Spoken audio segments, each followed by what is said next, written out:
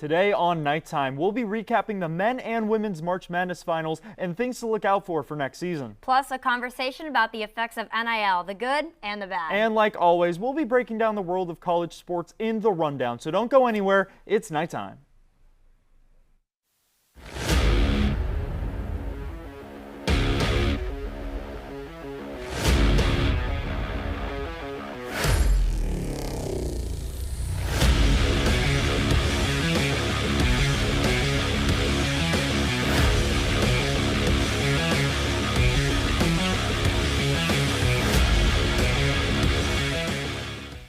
And we're back. As always, my name is Kathleen Moore alongside Matthew Bracker. This is the penultimate episode of Nighttime. How are you feeling? I'm sad we're getting to the end. It's been a good run, hasn't it? What a great semester we've had. But we have a lot to cover with these Natty games. So what do you say we just jump right into it, Matthew? I agree. Now, these games were polar opposites. So let's start at the women's side of things here. And Caitlin Chen is going to start us off with a quick drive and a pass to Alfie, who finishes with the layup for an early Husky lead. Now, South Carolina trying to get across here, but AZ Fudd with some great defense causes the turnover, and she takes it all the way.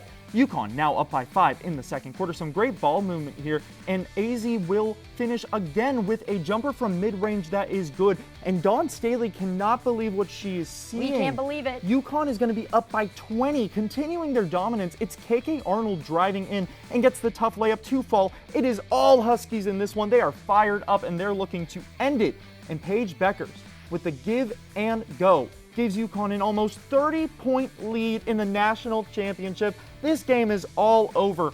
Beckers is going to check out of her final college game, and she did everything she promised to as she walks off a champion. UConn wins it all, 82-59.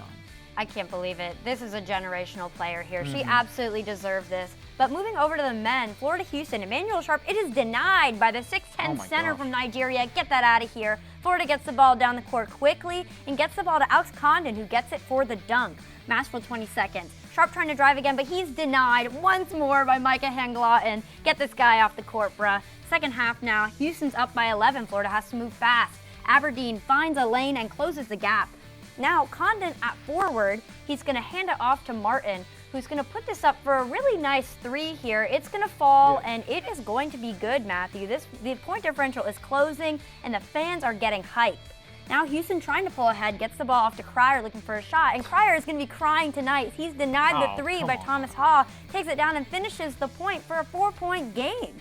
And now for the 22nd scene around the world. Houston's got to get a shot here. But why isn't he rolling the ball to save time? What are they doing? Cryer's wasting time dribbling instead of looking for a shot with 10 seconds left. Emmanuel Sharp is about to choke for his team once again. Gets off the He shot. backs out of his shot last second. He can't touch the ball anymore. Time's expiring. And Florida has won the national championship. What is going on? I can't believe it. Houston can't believe it. America can't believe it. Matthew can't believe it. I have never seen a game end like that. And it's so surprising to see that from Houston, who has been preaching all season defense and fundamentals. What was that?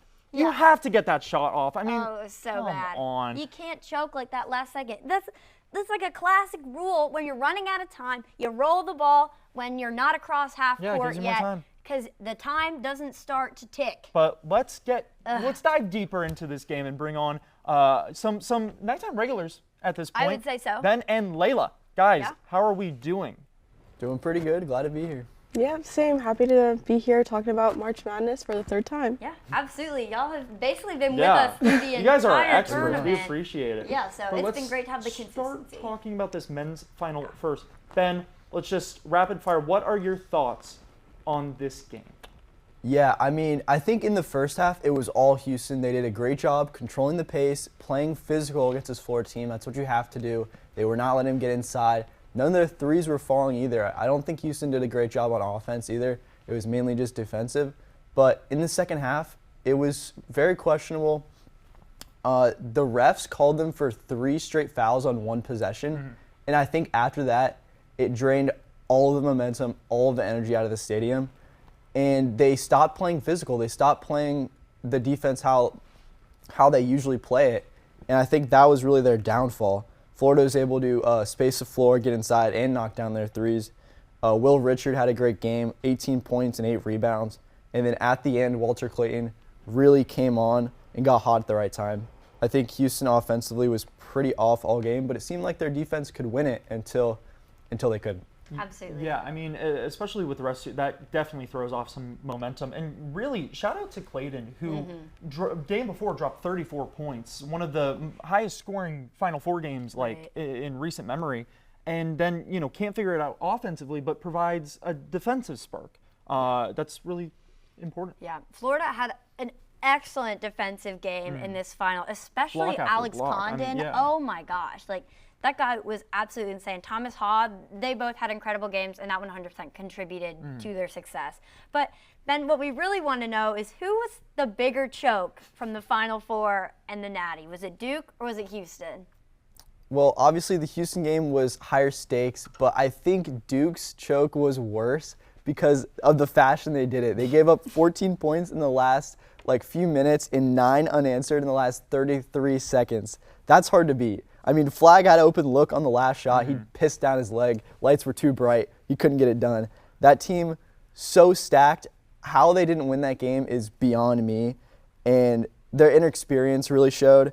I think they just got too complacent and let that game get away from them in the final seconds. I mean, Houston obviously did choke, but it was over the course of about 15 minutes. Like I said, all the momentum just was drained out of them. And you could tell that the game was trending in Florida's direction. They started picking up momentum, and they started getting hot. Once they got into rhythm, it was a whole different game for Florida. Yeah, for sure. I mean, it's hard. I think I would give it to Houston, genuinely, because Florida was only leading that game for 63 seconds, the whole game. How do you lose that? I don't know. And not to mention they let Florida come back from a 12-point deficit. Yeah. When so much is on the line, that's when you have to be your best. You got to lock in. And it's just a matter of who wants it more at that point, and Florida absolutely wanted it more. But Duke's choke truly was tragic because Cooper Flagg has had a ridiculous season. This team has just been incredible all year. Yeah, and you're right, though. The inexperience does show. It's hard for freshmen to win the Natty. They're a young team. But we're going to move on to the other Natty. Layla, what were your thoughts on the women's final? It was a fun game. It was never really a close game. I mean, UConn had it in the bag pretty much from the get-go. They ended South Carolina's three-peat hopes and secured their own 12th national title, the most of any women's college basketball team. They were led by Sarah Strong and Azzi Fudd, who both recorded 24 points, and of course, Paige Beckers, who had 17. And these 3 players alone outscored the entire South Carolina team, which is kind of crazy. These 3 players had 65 points, which was more than South Carolina's 59. But the first quarter, it was a fairly close game. UConn only led by 5. The second quarter, they started to pull away a bit more, but at the half, it was UConn up 36-26. So the Gamecocks were definitely still in this game, but the final 2 quarters, UConn just dominated. They were up by 20 points for the majority of the second half, so it really was UConn's game, but it was great to see them come out on top. They haven't won a national title since 2016, and of course, it's great to see Paige Beckers end her college career with a national title. Everyone loves her. She's the face of not just women's basketball, but I think of sports as a whole. She's just a big personality in that world, so it's great to see her end her college career that way. Absolutely. Yeah. I think she's been incredible. I think this UConn team just throughout the entire year has just been really something to watch. Yeah. And I do feel for Dawn Staley. No one can get the three-peat done, apparently, but it's hard to do. It's hard to do. And, I'm just happy for Becker. She deserves it. But you know who else deserved it? Juju Watkins. And that leads us to our next question here. Do you think that a healthy USC team could have beaten South Carolina in the finals? I do. Juju Watkins, she was a leader in all aspects. I mean, she led in points with 23.9 and assists, but she was also just a leader as a whole. And I think losing her, more than just losing her talent, I think hurt the team's morale a good bit and their motivation. So, I think they could have beaten South Carolina. We didn't see them play in the regular season, but USC did beat UConn in the regular season with a healthy team. So I think going off of that and just knowing how great Juju is, I think USC could have beaten South Carolina for sure. I don't mind your take, but in my opinion, I love Juju Watkins, but I don't think that in tournament play USC could have beaten UConn in like Final Four, much less South Carolina in the finals. I think that they could have beaten South Carolina because it looked like anyone could have beaten South Carolina in that game. I just don't think that they would have made it to even see South Carolina in the finals. Maybe. But, I mean, maybe it's hypotheticals, Maybe if the regions were different, then they that's such an definitely would important have part beaten too. South Carolina. That's such an important part too. Yeah. Regions play a huge part, but Yeah. I just don't think they even would have gotten past UConn personally. That's tough. It's a toss-up. It but is. We're going to move forward to next season. Guys, what are the both of you looking forward to the most for next college basketball season? Honestly, I'm looking forward to Auburn. I mean, we saw Keyshawn Hall hit the portal, goes to Auburn. You know, it really broke my heart, and a part of me kind of wants to see him fail. But I think you got to wish the best for him. I'm excited to see if he becomes a focal point in this offense and how they can play next year, maybe make it back to the Final Four. Absolutely. Layla? I'm excited to see how UConn does without Paige. I mean, we know that they have a deep roster with Sarah Strong only being a freshman and being as dominant as she is. So I think they'll still be a great team and make a far run, but it'll be exciting to see how they do without their leader in Paige. Absolutely. I would say the thing that I'm looking forward to most is seeing who's going to step up and be the face of women's college basketball next season. Will it be Flahe? Will it be Juju Watkins? Like, who is going to be the face of women's college basketball without Paige? That's another big thing is Juju's recovery. Yeah. How she bounces back from this. I think if we want to look at it from a UCF lens, I just want to see how this roster is going to look now that like half of the team is leaving. You know, maybe it's a fresh start. Hopefully, it's a fresh start. And I also am so excited for that 7'9" guy on the Gators. That's going to be fun. I mean, that's a cheat code. Winning the Natty and getting a 7'9". Come on. That's not cool. That's not cool. The way that they have manipulated this system has built been their roster very masterful, smart. and they've done it so quietly. No one knew about this 7'9" guy Or until Clayton, recently. It's insane. It's Absolutely really ridiculous. insane. But it's been a great season, guys. Thanks for always coming on and talking hoops. When we come back, we'll be going over the rundown, and Matthew gets his favorite segment ever. So don't go anywhere. We'll be right back. Hello. So I guess the crew's getting ready for the next segment on one of our amazing shows. I'm Nick Cohen, host of season 20 of Hitting the Field, and let me tell you about those amazing shows. On behalf of HTF, we hope you're enjoying today's content, but I'm here to tell you about everything else we offer here at the network. Mondays at 4, HTF Bets goes live for season 10 with 3 gamblers that, although it may not always seem like it, are here to help us all earn a little bit of extra money while we watch sports. Diego Ortiz, Tyler Brownrigg, and Andrew Gregg's ball knowledge and fun personalities make this show a fan favorite. On Tuesdays, you all loved it, so we brought it back for season 2. It's Girls Got Game, hosted by Frankie Noble, a show blending women in sports, the biggest sports news stories, and creative segments that make for a fun and engaging show. Next is everyone's favorite sports podcast, The Combine, hosted by who other than Ty Patton, an easygoing, conversational, and technical podcast dropping Wednesdays, also on Spotify at The Combine. Then tune in Thursdays at noon for the network's main show, season 20 of Hitting the Field, hosted by me. Here, we'll cover any sport, any topic, any story, no matter how obscure. We love some football, basketball, hockey, F1. We also cover baseball, soccer, and we even have to show the UFC love sometimes.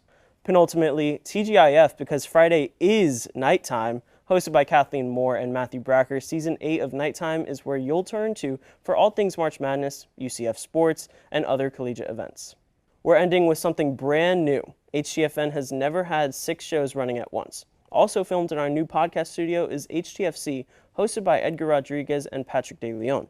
Football, or soccer in America, is the most popular sport in the world. Across multiple leagues and cups, soccer is a year-round sport, and HTFC is your news source to stay updated.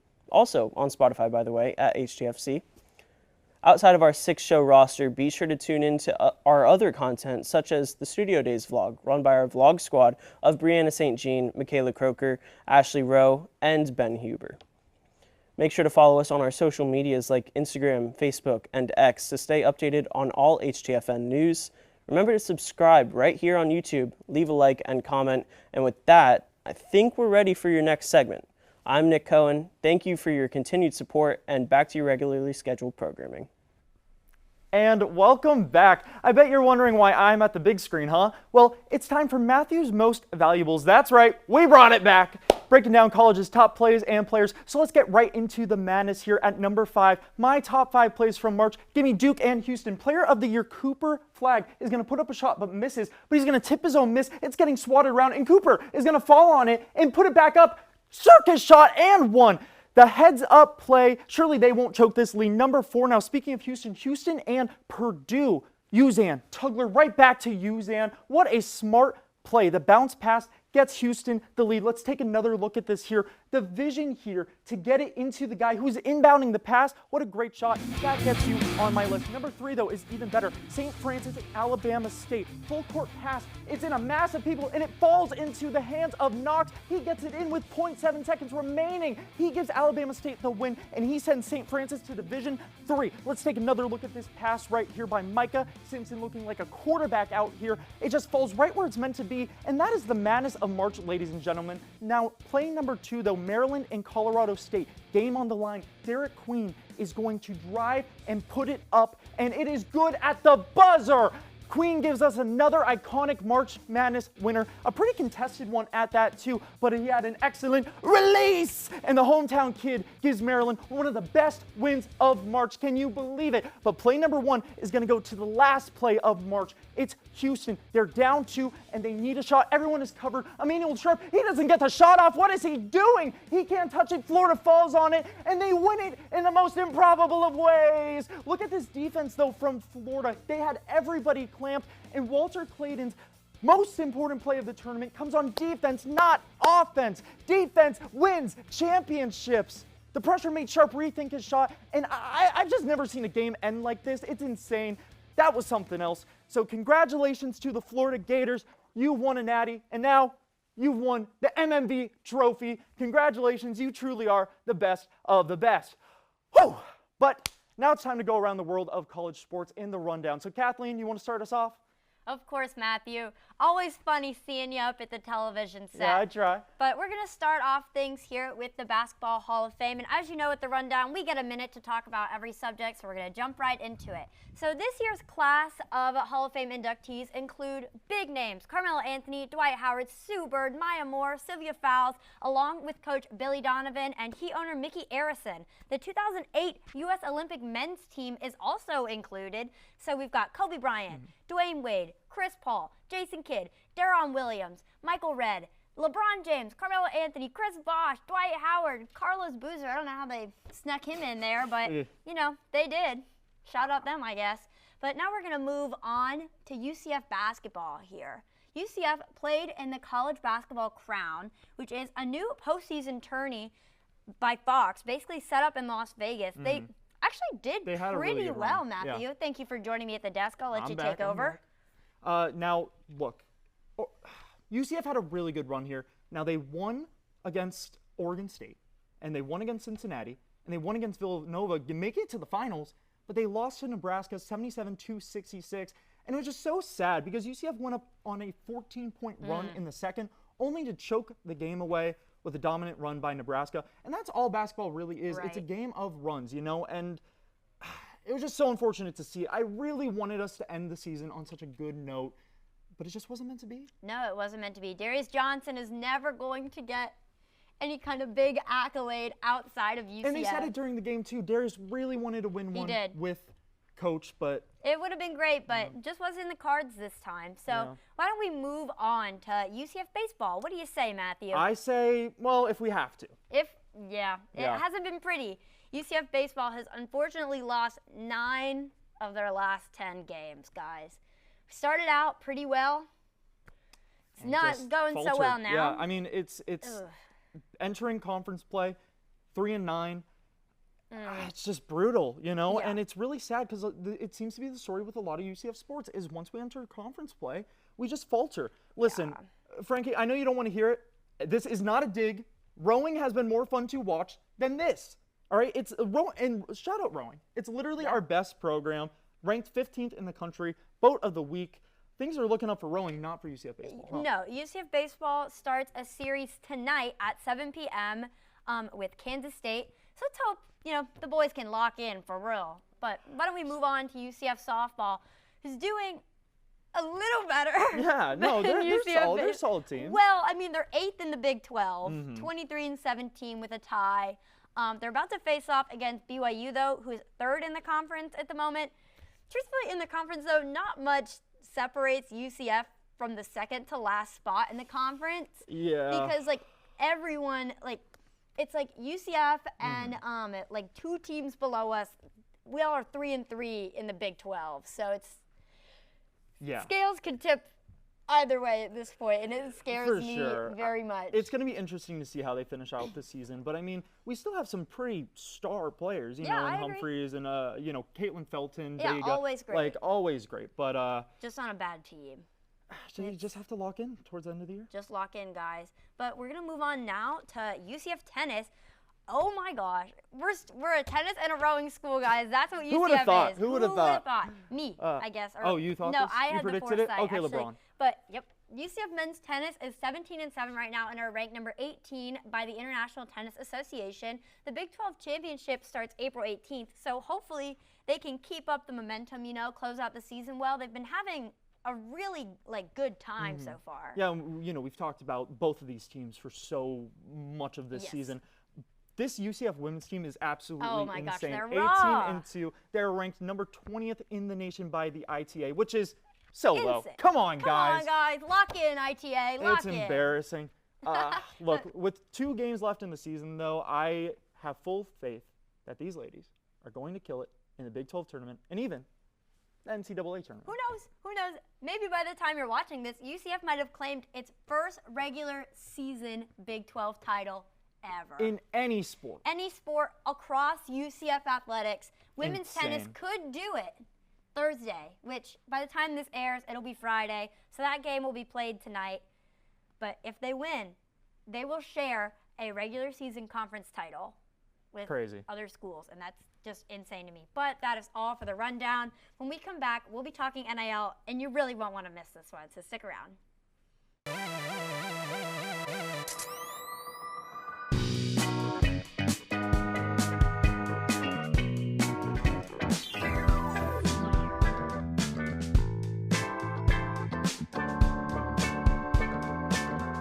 You never got me anything for my birthday.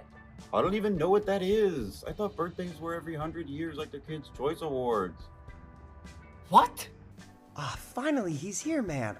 He's always late. Who? Marcus?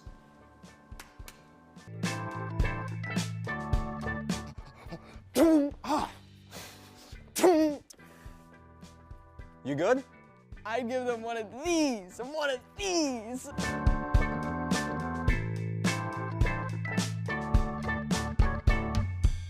Behind every on-screen moment is a whole team of engineers and technologists. And you can be a part of such a team through SMPTE at UCF. You'll join a team of students just like you who are ready to innovate the future of TV and film. With SMPTE at UCF, you'll be able to connect with local industry pros, learn about new technology in the industry, as well as get backstage experience that really matters. Join SMPTE for a backstage pass to all of this. We meet every last Monday of the month for our general body meetings. There we discuss how new technology is being used to create new media, and we get to highlight local professionals and their specialties. On top of that, we have some site visits planned, so tune into our social media to be notified of when those will happen. So if you're ready to pull back the curtain and find out what really happens behind the scenes, join SMPTE at UCF. And welcome back to Nighttime. It's time to break down the effects of NIL. And to do this, we have Robert to break down the state of college sports in general and how they're navigating this new landscape. Robert, how's it going? You know, it's going great for me, and I'm excited to be back on Nighttime. Absolutely. You have Always excited to have you. You bring a very unique perspective to this subject. So I think we should just jump right into it. Is NIL good for college sports? Well, I think the first way to answer that is you got to split up what do we define as good for college sports. For college athletes, it's fantastic. I mean, they're finally getting legally paid to apply their craft while getting an education.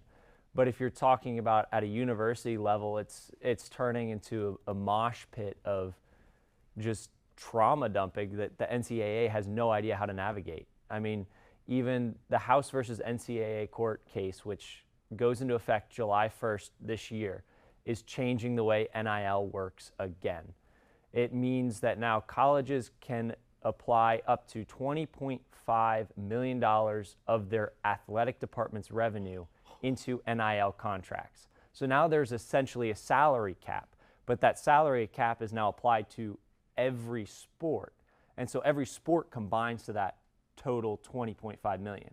So when you're looking at this, colleges will be all over the map. You got Alabama, which might dump $20 million into football, but then you look at UConn, just winning the women's natty might take $5 million and dump it into women's basketball, right. $5 million into men's, and just disregard football entirely. And so there's really a giant span of how that's all going to play out, and really nobody knows. It's turning into a guessing game of, well, we think schools are going to apply about 20% of their revenue into it, but you don't really know from the school side.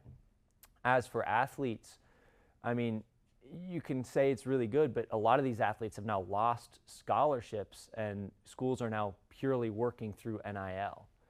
And you have a very big discrepancy of these contracts. You have the top of the top. So like Bryce Young at Alabama was making millions per year. And the football roster, say 105 people in college, you have 85 of those are going to be on essentially a stipend of $1,000 a month, which is barely enough to cover education and room and board. And so they're really losing money when it comes to these new NIL agreements because they don't have the scholarship covering education, and they're covering it with their NIL money, and they still have to pay with the difference out of their own pocket. Yeah, it's tragic. I mean, it's just crazy how many numbers we're saying here. And, you know, like, just a couple of years ago, you wouldn't have even thought of this as a possibility. No, I never expected it to grow like this. And it begs the question of people like Cooper Flagg. Are we going to see these stars that usually are one and dones and they do 1 year in college, go straight to the NBA? Yeah, because that's what we were talking about with Keyshawn Hall. Was he declared for the draft, and then he gets a call from Auburn, and all of a sudden, oh, I'm going to Auburn. Right. How much money did he get from Auburn to say, I'm not going to the NBA? Yeah, and it definitely messes up the relationship between, you know, coaches and the players, because at some point players might be making more than the coaches when it's not even professional level game. Robert, any thoughts on that? Well, that is another crucial storyline really over the past year. I'm sure you guys have read about college football teams now essentially getting rid of spring games and spring practices. They're claiming, oh, the transfer portal. It has nothing to do with the transfer portal. Inside scoop right here, it's because all these players are now being represented by their families and agents. There's now a market for agents in college sports. And so in these open spring practices, on average, a college football's phone will ring about 1,000 times each time they have an open spring practice, because these agents and family members are like, well, we're worth more. We're worth more. And then there's the discrepancy of what's an NIL contract and their commitment to an institution, because you can always unenroll from a school and go somewhere else. The safety from Wisconsin did this after Wisconsin refused to allow him into the transfer portal. He unenrolled from school, then enrolled at the University of Miami. Wisconsin still had the NIL rights, but he was able to completely leave the school because they weren't paying him enough.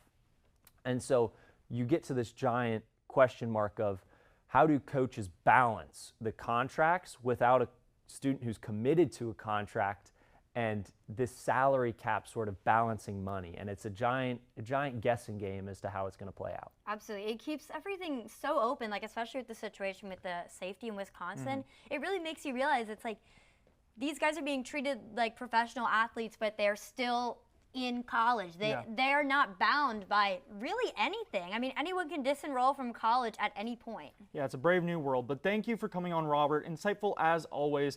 But that's going to do it for this penultimate episode of Nighttime. Thank you to everyone who made it today and everybody in the studio. And just join us next week for our season finale where we'll laugh, cry, and say goodbye. Until then, I'm Matthew Bracker alongside Kathleen Moore. Have a good one.